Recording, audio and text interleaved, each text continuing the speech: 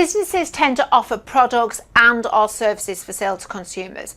A product is a tangible item, whereas a service is an intangible item, which arises from the output of one or more individuals' time and expertise. Some businesses offer both. An example would be a restaurant. We choose a restaurant for the atmosphere and the environment, which is the service, as well as the food, which is the product.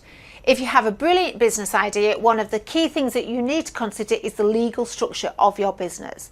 When starting a business in the UK, you have 4 choices of legal structure, all with different advantages and disadvantages. So how do you decide which legal structure will work best for you? Let's consider the 4 choices that you have.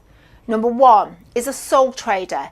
So being a sole trader means you own 100% of the business and there is no legal difference between you as an individual and the business.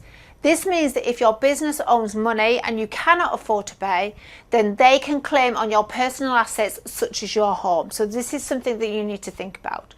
A partnership is essentially the same as a sole trader, the only difference being you are both equally responsible for any debts.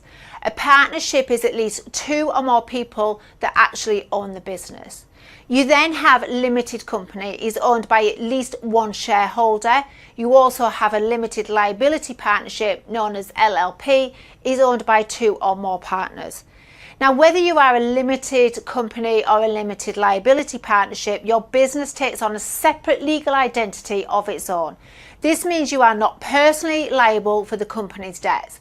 Obviously, there are different cost implications in terms of taxes associated with each of these, and these do tend to have an impact of which type of ownership you may wish to consider.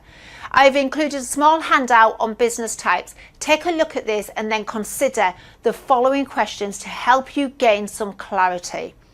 So number 1, what type of business are you planning to start? What products, services, or both?